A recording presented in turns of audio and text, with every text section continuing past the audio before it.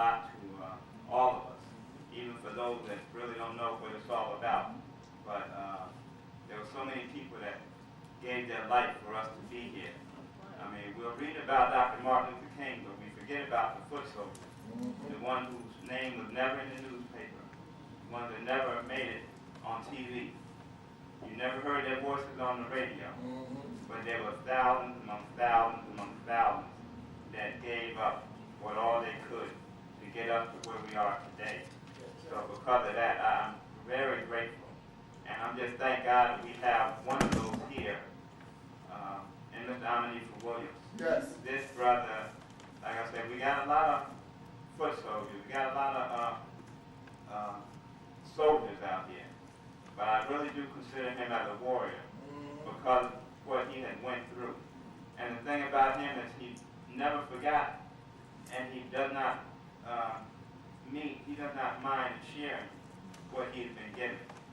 And so I'm very grateful for that because he has so much information for all of us out here to learn from. And so like Zachariah said, you would think something like this would be overcrowded by the thousands.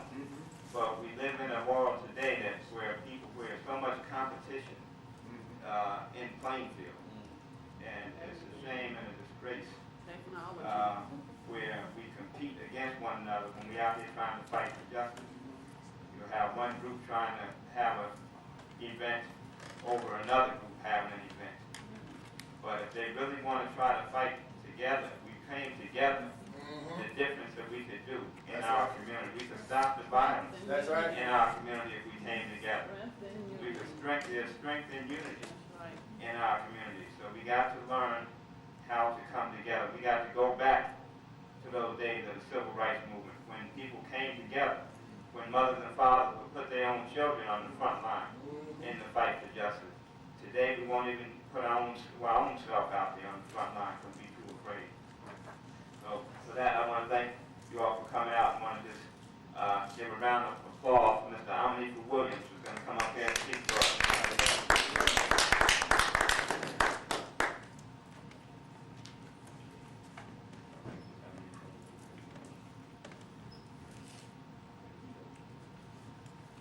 Power to the people, everyone. Power to the people. Power to the people. Power to the people. Nothing happens without people. That's right. Whatever changes that we have to fight for it in order to make a better world. It's a special honor for me to be here and talk with you on one of the most historic events in the last century, the Montgomery bus boycott. But before I get started, I would first like to thank the Plainfield branch for being so consistent and bringing these issues forward.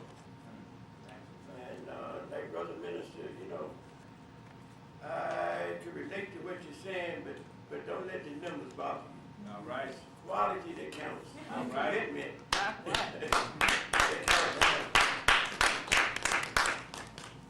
Just about all great movements for social change to make a better world.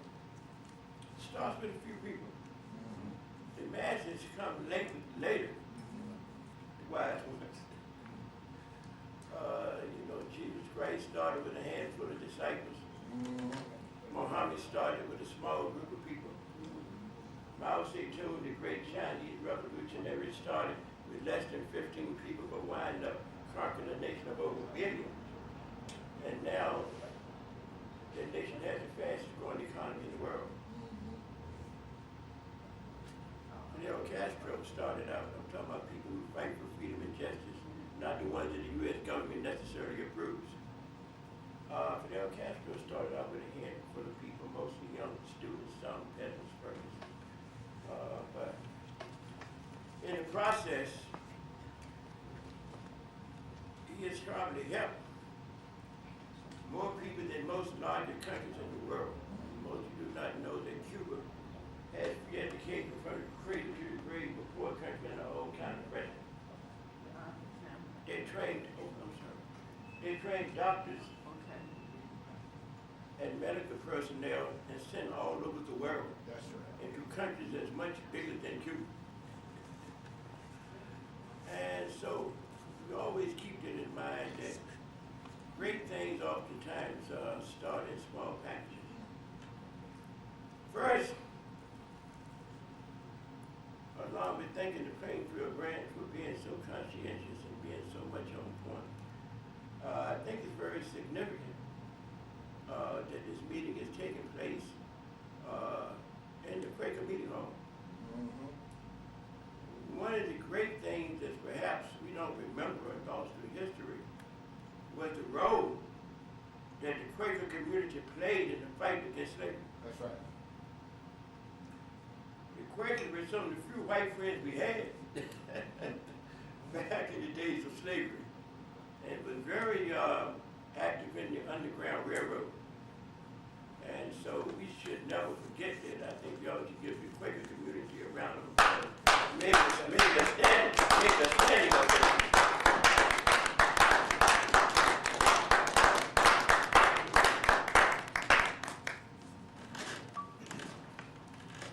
This subject that we're dealing with today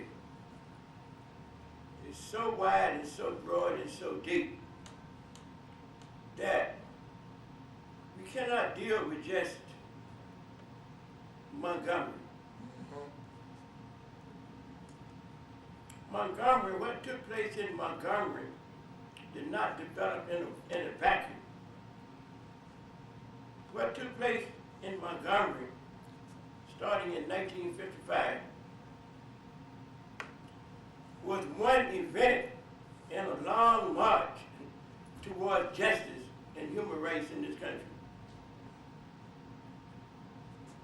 We've been fighting slavery, oppression, repression, whatever term you want to use.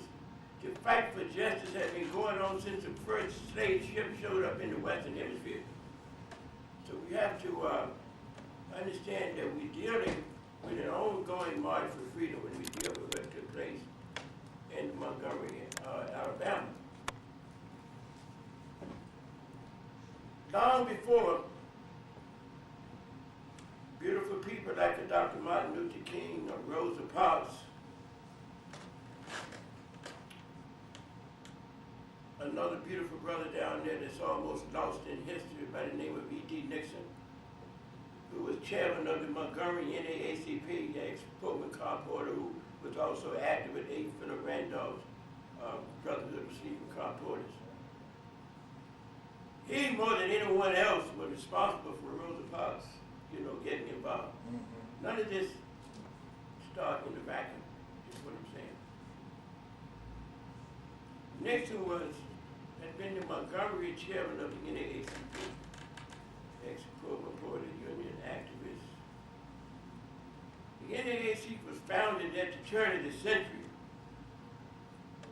long before Rosa Parks came on the scene, or Dr. King, me, and most of us here. I'm just trying to give historical precedence to what took place and give some of the history that brought us there. Long before we had great ladies like Rosa Parks, Ella Baker. How many of y'all remember Daisy Bates? Daisy Bates was a giant who was in charge of what was known as the Little Rock Nine. When we had the big fight in Little Rock, Arkansas. Y'all remember? Anybody remember Governor Faubus? Yeah. Central High School in Little Rock. Okay. Why, you guys put all of this in historical perspective. Daisy Bates was one of the bravest women I've ever seen. And we can talk about Alabama, but the whole South was mean. And Arkansas was mean. What's what? Arkansas. We're talking about Little Rock, Arkansas. Yeah. It was mean. Yeah. I could say it was evil, Good. but it was under the laws of Jim Crow segregation. There were just, so many examples of bravery, in this struggle. And some of those people have been forgotten in history. Why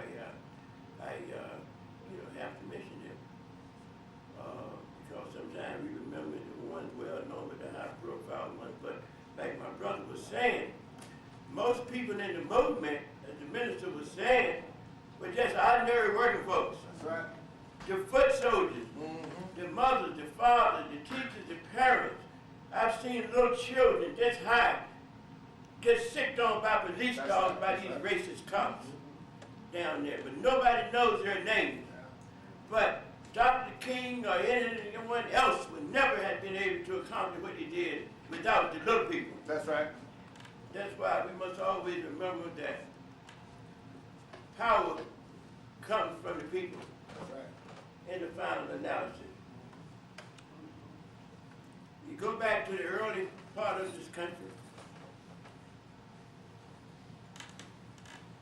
we were always fighting against slavery.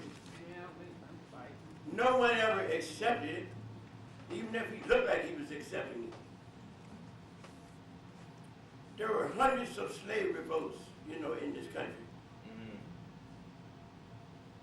All the time, they produced very brave people, people who some of us remember, but they were not the only one. It was that repression that produced the Nat Turner, Denmark Vesey, John Brown, a white man who fought for slavery because he understood what it meant. He just saw enough of it, he was disgusted with it.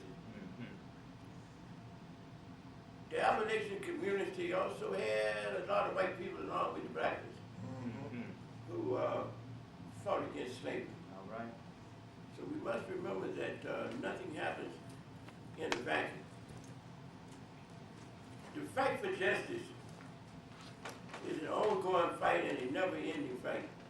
I noticed in the flyer here, I think Stephen knew, well, would it ever be over? Right. It would never be over. The fight for justice and human rights will never be over. Why do I say that? Not only that we'll say this color, but the fact is that in my history class, I tell my students, along with studying history, also study human nature. All right. Amen. Study human nature. Yes, yes. All the great holy books are very keen on human nature. Man's inhumanity to man. That's right, that's right. There is no species among many of the majestic creations of God that has done more wickedness to his own species than human beings. But what I'm saying, we have to understand that so you won't have any illusions as we fight for justice. Sometimes we expect too much out of people. Why does he act the way he does? Human nature has made human beings selfish, not everybody. Greedy, territorial, the desire to oppress each other for personal gain. But in the fight for freedom and building a better world, I suggest we also study our nature as human beings. That way we can avoid a lot of unnecessary trauma, just knowing what people would do and have done to each other over the centuries. And it pains me to say it, I don't know of any time in human history where people were not fighting each other, where one group was not trying to oppress another, take another's territory, conquer another nation or another tribe or another ethnic group. When we understand that aspect of human nature, we're much better to deal with it and overcome it. That's right. Man must learn to control his own nature and appetites. We'll wind up taking it out on each other.